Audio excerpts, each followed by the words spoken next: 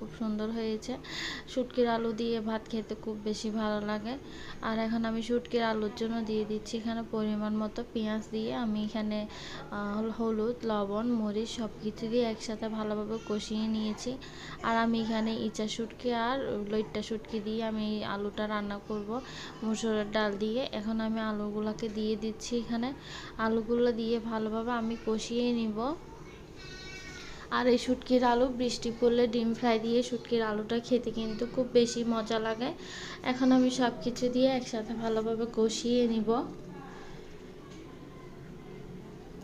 আমি ভালোভাবে নেড়েচেড়ে আলুটাকে ভালোভাবে কষিয়ে নেব। আর এই কষানোর মধ্যেই যত মজা, যত বেশি কষানো হয় যে আসলে রান্নাটা তত বেশি মজা লাগে।